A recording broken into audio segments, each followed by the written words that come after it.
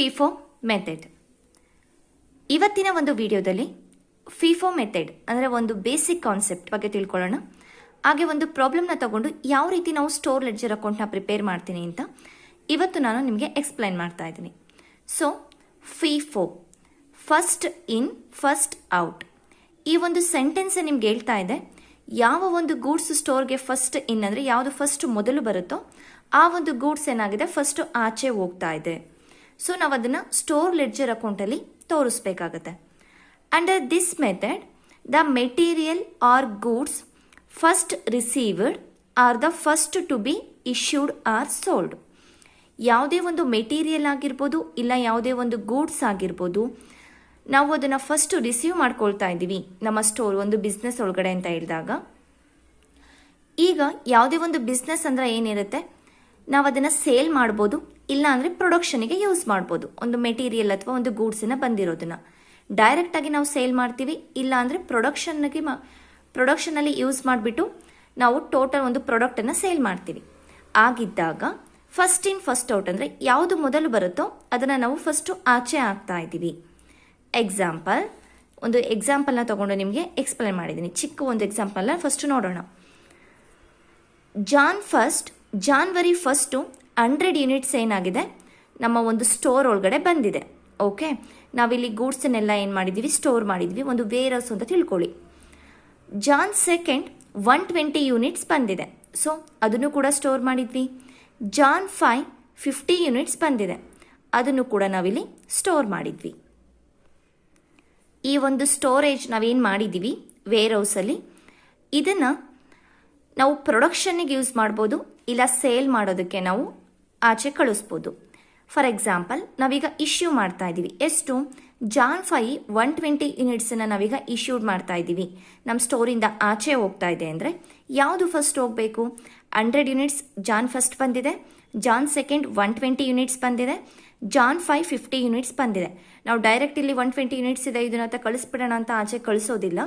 ನಾವು FIFO method ಮಾಡುವಾಗ first in first out, ಯಾವ್ದು ಫಸ್ಟ್ ಬಂದಿದೆ, ಸೊ ಜಾನ್ ಫಸ್ಟ್ ಬಂದಿರೋ 100 ಯೂನಿಟ್ ಫಸ್ಟು ಆಚೆ ಹೋಗುತ್ತೆ. ಅದಾದಮೇಲೆ 20 ಯೂನಿಟ್ಸ್ 120 ಯೂನಿಟ್ಸ್ ಹೋಗ್ಬೇಕಲ್ವಾ, ಸೊ ಇದರಲ್ಲಿ 100 ಯೂನಿಟ್ಸ್ ಮತ್ತು ಈ ಒಂದು ಸೆಕೆಂಡ್ ಡೇಟ್ ಏನು ಬಂದಿತ್ತು ಇದರಲ್ಲಿ 20 ಯೂನಿಟ್ಸ್, ಟೋಟಲ್ 120 ಯೂನಿಟ್ಸ್ ಇಲ್ಲಿ ಆಚೆ ಹೋಗುತ್ತೆ. ಗೊತ್ತಾಯ್ತಲ್ಲ, 100 ಯೂನಿಟ್ಸ್ ಏನಿತ್ತು ಫಸ್ಟ್ ಡೇಟಿಂದ ಆಚೆ ಹೋಯಿತು, ಈ 120ಯಲ್ಲಿ 20 ಯೂನಿಟ್ಸು ಆಚೆ ಹೋಯಿತು, ಟೋಟಲ್ 120 ಯೂನಿಟ್ಸನ್ನು ಇಶ್ಯೂ ಮಾಡಿದ್ವಿ. ನಮಗೆ ಈ ಒಂದು ಎಕ್ಸಾಂಪಲ್ ಮೂಲಕ ಏನು ಗೊತ್ತಾಯಿತು, ಯಾವುದು ಫಸ್ಟ್ ಒಂದು ಬಿಸ್ನೆಸ್ ಒಳಗಡೆ ಬಂದಿದೆ ಆ ಒಂದು ಗೂಡ್ಸನ್ನು ನಾವು ಫಸ್ಟು ಔಟ್ ಮಾಡ್ತಾ ಇದ್ದೀವಿ ಅಥವಾ ಇಶ್ಯೂ ಮಾಡ್ತಾ ಇದ್ದೀವಿ. ಈಗ ಫಿಫೋ ಮೆಥಡ್ ಮೇಲೆ ಒಂದು ಪ್ರಾಬ್ಲಮ್ನ ಡಿಸ್ಕಸ್ ಮಾಡೋಣ. The following are the details regarding purchase of certain items during April. ಒಂದು ಏಪ್ರಿಲ್ ಮಂತಲ್ಲಿ ಒಂದಿಷ್ಟು ಪರ್ಚೇಸ್ ಆಗಿದೆ ಮತ್ತು ಇಶ್ಯೂ ಆಗಿದೆ. ಓಕೆ, ರೆಸಿಪ್ಟ್ ಅಂತ ಹೇಳಿದರೆ ನಾವು ಏನೊಂದು ಪರ್ಚೇಸ್ ಮಾಡ್ಕೊಂಡಿದ್ದೀವಿ ಆ ಒಂದು ನಾವು ರೆಸಿಪ್ಟಿಂದ ರಿಸೀವ್ ಮಾಡ್ಕೊಂಡಿರೋದು. ಇಶ್ಯೂಡ್ ಅಂದರೆ ಗೂಡ್ಸ್ ನಮ್ಮಿಂದ ಆಚೆ ಹೋಗ್ತಾ ಇರೋದು. Okay, so April first quantity ಎಷ್ಟಿದೆ, ಪ್ರೈಸ್ ಎಷ್ಟಿದೆ ಅಂತ ಇಲ್ಲಿ ನಾವು ಒಂದು ಡೀಟೇಲ್ಸನ್ನು ಕೊಟ್ಟಿದ್ದಾರೆ. 2/4/2020 ಏಪ್ರಿಲ್ 2ನೇ ತಾರೀಕು 100 ಯೂನಿಟ್ಸನ್ನು ಪರ್ಚೇಸ್ ಮಾಡಿದ್ದೀವಿ. 20 ಪರ್ ಯೂನಿಟ್ ಪ್ರೈಸ್ ಏನಿದೆ, 100 ಯೂನಿಟ್ಸನ್ನು ಪರ್ಚೇಸ್ ಮಾಡಿರೋದು ಒಂದು ಯೂನಿಟ್ಗೆ 20 ರೂಪೀಸ್ ಇದೆ. ನೆಕ್ಸ್ಟು ಏಪ್ರಿಲ್ 8 70 ಯೂನಿಟ್ಸನ್ನು ಪರ್ಚೇಸ್ ಮಾಡಿದ್ದೀವಿ, ಒಂದು ಯೂನಿಟ್ಗೆ 18 ರೂಪೀಸ್ ಇದೆ. ಏಪ್ರಿಲ್ 13 ಏನಿದೆ 50 ಯೂನಿಟ್ಸನ್ನು ಪರ್ಚೇಸ್ ಮಾಡಿದ್ದೀವಿ, 21 ಪರ್ ಯೂನಿಟ್ ಅಂದರೆ ಒಂದು ಯೂನಿಟ್ಗೆ 21 ರೂಪೀಸ್ ಇದೆ. ನೆಕ್ಸ್ಟು ಏಪ್ರಿಲ್ 20 50 ಯೂನಿಟ್ಸನ್ನು ಪರ್ಚೇಸ್ ಮಾಡಿದ್ವಿ, ಒಂದು ಯೂನಿಟ್ಗೆ 22 ರೂಪೀಸ್ ಇದೆ. ಪರ್ ಯೂನಿಟ್ ಅಂತ ಕೊಟ್ಟಿದ್ರೆ 1 ಯೂನಿಟ್ಗೆ ಎಷ್ಟು ಅಂತ. ಇಶ್ಯೂಡ್ 5/4 ಏಪ್ರಿಲ್ 5th ಇಶ್ಯೂ ಆಗಿದೆ 125 ಯೂನಿಟ್ಸ್, ಮತ್ತು ಏಪ್ರಿಲ್ 10th 100 ಯೂನಿಟ್ಸ್ ಇಶ್ಯೂ ಆಗಿದೆ. ಏಪ್ರಿಲ್ 24 120 ಯೂನಿಟ್ಸ್ ಇಶ್ಯೂ ಆಗಿದೆ. The stock on 1/4/2020 was 100 units at ₹22 per unit. ನಮಗೆ ಇಲ್ಲಿ ಏನೂ ಇಲ್ಲ, ಒಂದಿಷ್ಟು ಇನ್ಫಾರ್ಮೇಷನ್ ಏನು ಕೊಟ್ಟಿದ್ದಾರೆ, ಪರ್ಚೇಸ್ ಮಾಡಿರೋಂಥ ಒಂದು ನಮ್ಮ ಬಿಸ್ನೆಸ್ ಒಳಗಡೆ ಏನೊಂದು ಗೂಡ್ಸ್ ಬಂದಿದೆ, ಮೆಟೀರಿಯಲ್ಸ್ ಬಂದಿದೆ, ಅದ್ರ ಡೀಟೇಲ್ಸನ್ನು ಕೊಟ್ಟಿದ್ದಾರೆ. ಯಾವ್ಯಾವ ಡೇಟಲ್ಲಿ ಎಷ್ಟೆಷ್ಟು ಬಂತು, ಎಷ್ಟು ಅಮೌಂಟು, ಹಾಗೆ ಯಾವ್ಯಾವ ಡೇಟಲ್ಲಿ ನಮ್ಮಿಂದ ಗೂಡ್ಸ್ ಆ ಒಂದು ಸ್ಟೋರ್ ಮಾಡಿರೋದ್ರಿಂದ ಆಚೆ ಹೋಗ್ತಿದೆ ಅನ್ನೋ ಒಂದಿಷ್ಟು ಇನ್ಫಾರ್ಮೇಷನ್ನ ಕೊಟ್ಟಿದ್ದಾರೆ. ಆನ್ ದ ಸ್ಟಾಕ್ 1/4 ಅಂದರೆ ಏಪ್ರಿಲ್ 1 ನಮ್ಮ ಹತ್ರ ಎಷ್ಟು ಸ್ಟಾಕ್ ಇತ್ತು ಅನ್ನೋದನ್ನು ಕೂಡ ಡೀಟೇಲ್ಸನ್ನು ಕೊಟ್ಟಿದ್ದಾರೆ. ಇದನ್ನು ಯೂಸ್ ಮಾಡಿಕೊಂಡು ನಾವೀಗ ಸ್ಟೋರ್ ಲೆಡ್ಜರ್ ಅಕೌಂಟನ್ನು ಪ್ರಿಪೇರ್ ಮಾಡೋಣ. ಓಕೆ, ಸ್ಟೋರ್ ಲೆಡ್ಜರ್ ಫಿಫೋ ಮೆಥಡಲ್ಲಿ ನಾವು ಪ್ರಿಪೇರ್ ಮಾಡ್ತಾ ಇದ್ದೀವಿ. First in first out, date, particulars, receipt, quantity ಎಷ್ಟು ಬಂತು, ಹಾಗೆ ಪ್ರೈಸ್ ರೇಟು 1 ಪರ್ ಯೂನಿಟ್ಗೆ ಎಷ್ಟು ಅಂತ, ಹಾಗೆ ಅಮೌಂಟು ಟೋಟಲ್ ಎಷ್ಟಾಯಿತು, ಕ್ವಾಂಟಿಟಿ ಮತ್ತು ರೇಟನ್ನು ಮಲ್ಟಿಪ್ಲೈ ಮಾಡಿದರೆ ನಮಗೆ ಅಮೌಂಟ್ ಸಿಗುತ್ತೆ. ನೆಕ್ಸ್ಟ್ ಇಶ್ಯೂ ಆಗಿರೋದು ಸೇಮ್ ಕ್ವಾಂಟಿಟಿ, ರೇಟ್, ಅಮೌಂಟ್, ಹಾಗೆ ಬ್ಯಾಲೆನ್ಸ್ ಎಷ್ಟಿತ್ತು ಆ ಒಂದು ಎಂಡಲ್ಲಿ, quantity, rate, amount. Okay, first ನಮಗೆ ಓಪನಿಂಗ್ ಸ್ಟಾಕ್ ಎಷ್ಟಿತ್ತು ಅಂತ ಕೊಟ್ಟಿದ್ದಾರೆ. ಅಂದರೆ ಏಪ್ರಿಲ್ 1 ಎಷ್ಟಿತ್ತು, 1/4/2020 ಓಪನಿಂಗ್ ಸ್ಟಾಕ್. ಬ್ಯಾಲೆನ್ಸ್ ಎಷ್ಟಿತ್ತು ನಮಗೆ ಕ್ವಶನಲ್ಲಿ ಲಾಸ್ಟಲ್ಲೇ ಕೊಟ್ಟಿದ್ದಾರೆ. 1/4/2020 was 100 units at ₹22 per unit. 100 units ಇತ್ತು. ಸೊ ಬ್ಯಾಲೆನ್ಸನ್ನು ಹಾಕೋಣ. 100, ರೇಟ್ 1 ಯೂನಿಟ್ಗೆ ₹22, ಟೋಟಲ್ ₹2200 ಆಯಿತು. ಓಕೆ, ಫಸ್ಟ್ ಡೇಟ್ ಮುಗೀತು. ನಾನು ಆ ಡೇಟನ್ನು ಕ್ಲೋಸ್ ಮಾಡ್ತಾ ಇದ್ದೀನಿ, ಬ್ಯಾಲೆನ್ಸ್ ಕಾಲಮನ್ನು ಮಾತ್ರ. ನೆಕ್ಸ್ಟು ಸೆಕೆಂಡ್ ನಾವೇನು ಮಾಡಿದ್ದೀವಿ, ಏಪ್ರಿಲ್ 2 ಪರ್ಚೇಸ್ ಮಾಡಿರೋದು 100 ಯೂನಿಟ್ಸ್ ಏನಾಗಿದೆ ಬಿಸ್ನೆಸ್ ಒಳಗಡೆ ಬಂದಿದೆ. ಓಕೆ, 2/4/2020 ಪರ್ಚೇಸ್ 100, ಕ್ವಾಂಟಿಟಿ ಎಷ್ಟಿದೆ, 100 ಯೂನಿಟ್ಸ್ ಇದೆ. ರೇಟ್ ಎಷ್ಟಿದೆ, 1 ಯೂನಿಟ್ಗೆ ₹20 ಇದೆ. 100 × 20 ₹2000 ಆಯಿತು. ಸೊ ಈ ಒಂದು ಡೇಟಲ್ಲಿ ಮತ್ತೆ ಯಾವುದೇ ಇಶ್ಯೂ ಆಗಿಲ್ಲ. ಹಾಗೆ ಇಶ್ಯೂ ಕಾಲಮನ್ನು ನಾನು ಡ್ಯಾಶ್ ಹಾಕ್ತಾ ಇದ್ದೀನಿ. ಈಗ ಟೋಟಲ್ ಮಾಡಬೇಕು, ಬ್ಯಾಲೆನ್ಸ್ ಎಷ್ಟಿದೆ. ಸೇಮ್ ಈಗ ಫಸ್ಟ್ 100 ಏನಿತ್ತು, 100, 22, 2200 ಅದನ್ನು ಹಾಗೆ ಕ್ಯಾರಿ ಫಾರ್ವರ್ಡ್ ಮಾಡ್ಕೊಂಡ್ವಿ. ಅದು ಇಶ್ಯೂ ಆಗಿಲ್ಲ, ಬ್ಯಾಲೆನ್ಸ್ ಇರೋದು. ಈಗ ಸೆಕೆಂಡು ನಮಗೆ ಸೆಕೆಂಡ್ ಏಪ್ರಿಲ್ ಏನು ಬಂದಿತ್ತು, 100 ಯೂನಿಟ್ಸ್, 1 ಯೂನಿಟ್ಗೆ ₹20, ಟೋಟಲ್ ₹2000. ಇದಿಷ್ಟು ನಮಗೆ ಏಪ್ರಿಲ್ 2 ಇರೋದು. ಓಪನಿಂಗ್ ಸ್ಟಾಕ್ ಇತ್ತು ಮತ್ತು ಸೆಕೆಂಡ್ ಡೇಟ್ ಬಂದಿರೋದು ಇದಿಷ್ಟಿದೆ. ಕ್ಲೋಸ್ ಮಾಡೋಣ. 2 ಏಪ್ರಿಲ್ ಮುಗೀತು. 3rd ಏನಾದರೂ ಇದೆಯಾ, ಇಲ್ಲ. 4th ಇಲ್ಲ. ಏಪ್ರಿಲ್ 5th ಇಶ್ಯೂ ಆಗಿದೆ. ಇಲ್ಲಿ ಪರ್ಚೇಸ್ ಆಗೋದಕ್ಕೂ ಮುಂಚೆನೇ ಇಲ್ಲಿ ನಾವು ಡೇಟ್ನ ನಾವು ನೋಡ್ತಾ ಹೋಗಬೇಕಾಗತ್ತೆ. ಏಪ್ರಿಲ್ 5th ಇಶ್ಯೂ ಆಗಿದೆ. 125 ಯೂನಿಟ್ಸನ್ನು ಇಶ್ಯೂ ಮಾಡ್ತಾ ಇದ್ದೀವಿ. ಸೇಲ್ ಪರ್ಪಸ್ಸಿಗಾಗಿರ್ಬೋದು ಅಥವಾ ಒಂದು ಪ್ರೊಡಕ್ಷನ್ ಪರ್ಪಸ್ಸಿಗಾಗಿರ್ಬೋದು. ಸೊ ಈಗ ಆಚೆ ಕಳಿಸ್ಬೇಕು 125 ಯೂನಿಟ್ಸ್. ಡೇಟ್ 5/4/2020 ಇಶ್ಯೂ ಆಗ್ತಾ ಇದೆ. ಇಲ್ಲಿ ಯಾವುದೇ ಒಂದು ರೆಸಿಪ್ಟ್ ಅಂದರೆ ಯಾವುದೇ ಒಂದು ಪರ್ಚೇಸ್ ಆಗಿಲ್ಲ. ಸೊ ಡ್ಯಾಶ್ ಹಾಕಿದ್ದೀನಿ. ಇಶ್ಯೂಡ್ ಕಾಲಮಲ್ಲಿ ಎಷ್ಟು ಇಶ್ಯೂ ಆಗ್ತಾ ಇರೋದು, 125 ಯೂನಿಟ್ಸ್. ಡೈರೆಕ್ಟಾಗಿ ನಾವು 125 ಯೂನಿಟ್ಸ್ ಹಾಕೋದಕ್ಕೆ ಬರೋದಿಲ್ಲ. ಫಸ್ಟ್ ನಮಗೆ ಏನೊಂದು ಬ್ಯಾಲೆನ್ಸ್ ಇತ್ತು ಅಲ್ವಾ, ಆ ಬ್ಯಾಲೆನ್ಸಲ್ಲಿ 100 ಯೂನಿಟ್ಸನ್ನು ನಾನು ತಗೊಳ್ತಾ ಇದ್ದೀನಿ. 100, 22, 2200 ಆಯಿತು. ಹಾಗೆ ಈ ಒಂದು ಸೆಕೆಂಡ್ ಡೇಟ್ ಪರ್ಚೇಸ್ ಮಾಡಿದ್ವಲ್ಲ, ಅದರಲ್ಲಿ 25 ಯೂನಿಟ್ಸನ್ನು ತಗೊಳ್ತಾ ಇದ್ದೀನಿ, ಆಚೆ ಕಳಿಸ್ತಾ ಇದ್ದೀನಿ. 25 × ₹20 ₹500 ಆಯಿತು. ಗೊತ್ತಾಯ್ತಲ್ಲ. ನೆಕ್ಸ್ಟು ಈಗ ಫಸ್ಟ್ ಏನಿತ್ತು ಅದು ಹಾಗೆ ಖಾಲಿ ಇದೆ. ಈಗ ರಿಮೈನಿಂಗ್ ಈ 100 ಯೂನಿಟ್ಸಲ್ಲಿ 25 ಯೂನಿಟ್ಸ್ ಆಚೆ ಹೋಗಿದೆ. ಇನ್ನು 75 ಯೂನಿಟ್ಸ್ ಬ್ಯಾಲೆನ್ಸ್ ನಮ್ಮ ಹತ್ರನೇ ಇದೆ. 75 × 20 ₹1500 ನಮ್ಮ ಹತ್ರ ಗೂಡ್ಸ್ ಇನ್ನೂ ಇದೆ. ನೆಕ್ಸ್ಟ್ ಡೇಟನ್ನು ನೋಡೋಣ. 5th ಆಯಿತು.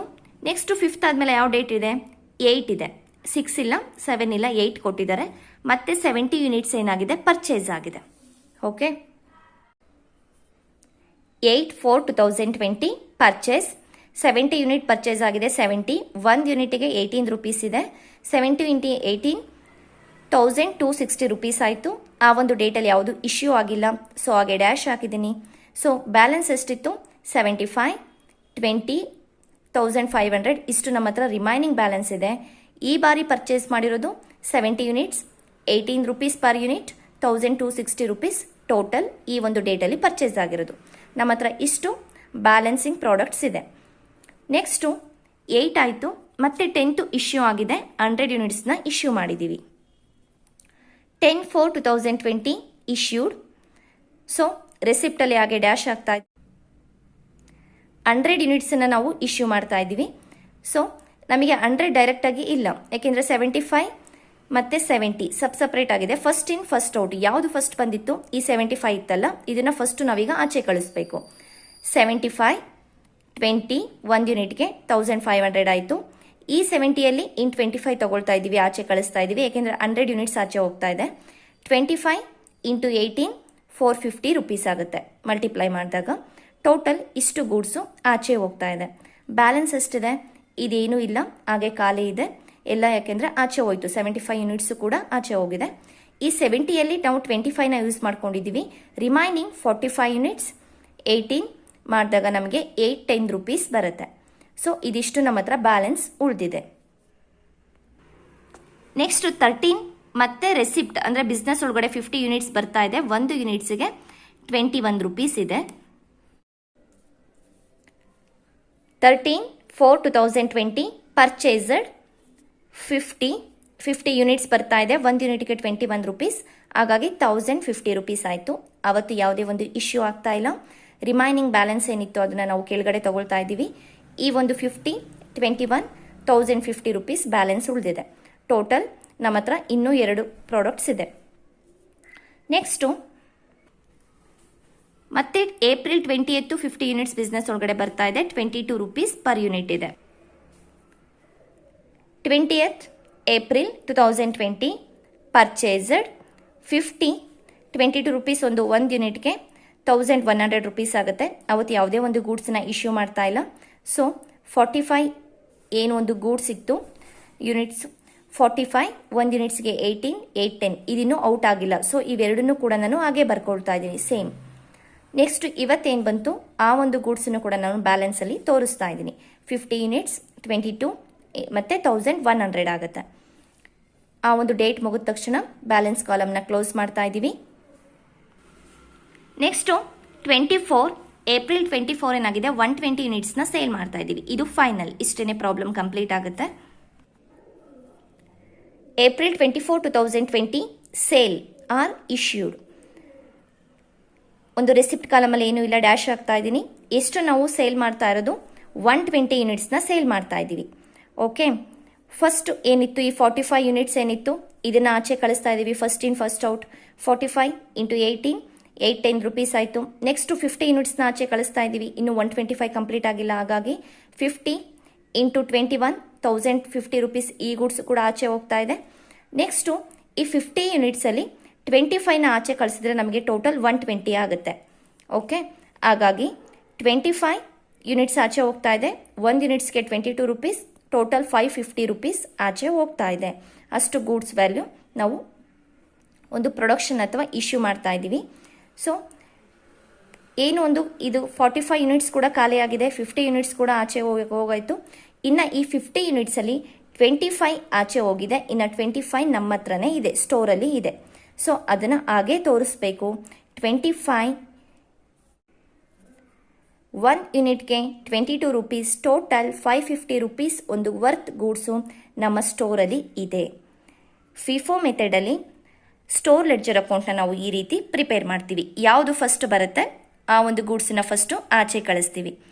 ಅದೇ ಲೀಫೋ ಆದರೆ ಲಾಸ್ಟ್ ಇನ್ ಫಸ್ಟ್ ಔಟ್, ಯಾವುದು ಕೊನೆಯಲ್ಲಿ ಬಂದಿರುತ್ತೆ ಅದನ್ನು ನಾವು ಫಸ್ಟು ಆಚೆ ಕಳಿಸ್ತೀವಿ. ಈ ಫಿಫೋ ಮೆಥಡ್ ಮೇಲೇ ಇನ್ನೂ ಒಂದು ಪ್ರಾಬ್ಲಮ್ನ ನೆಕ್ಸ್ಟ್ ವಿಡಿಯೋದಲ್ಲಿ ನೋಡೋಣ. ಅದಾದಮೇಲೆ ಲೀಫೋ ಮೆಥಡನ್ನ ಡಿಸ್ಕಸ್ ಮಾಡೋಣ. Thank you.